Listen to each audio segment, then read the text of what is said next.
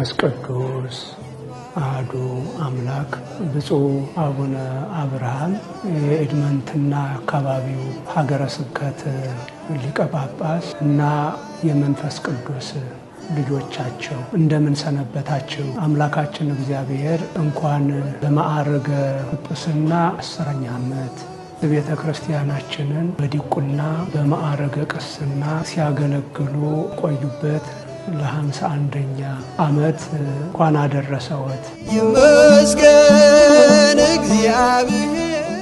ብፁዕ አባታችን ብፁዕ አቡነ አብርሃም እንኳን ደስ አለው፣ እንኳን ለዚህ ሰዓት ለዚህ ዕለት አደረሰው። ቡራኬዎ ይድረሰን።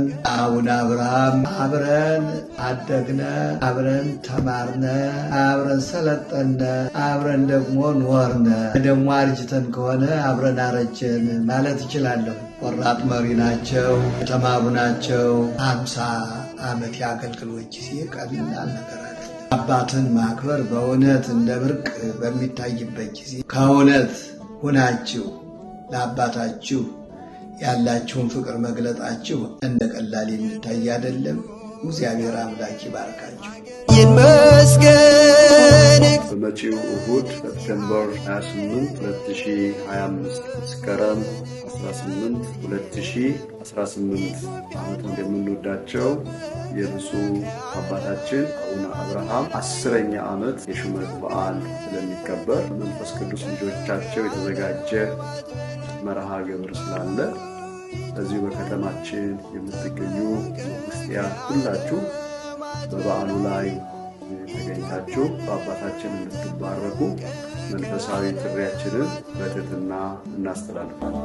ይትባረክ እግዚአብሔር። በጣም ነው እንደው እንዲህ የአንድን አንጋፋ አባት ድካሙን፣ ጉዞውን፣ ውጣ ውረዱን ያለውን ነገር ሁሉ መዝግቦ እንደው እስቲ ዕውቅና እንስጥ ማለት ይሄ በጣም ትልቅ ነገር ነው። ባረክ እግዚአብሔር። 51 ዓመት በአገልግሎት ዘመን መኖር ማለት ይሄንን እድሜ የሰጠ እግዚአብሔር ነው የሚመሰገን። የማናየውን እግዚአብሔር እንወዳለን እያል የምናየዋቸውን አባቶቻችን ካቃለልን በተለይ ከክርስቶስ በታች እንደራሴ ተብለው እግዚአብሔር የሾማቸው ናቸው ብፁዓን አባቶቻችን።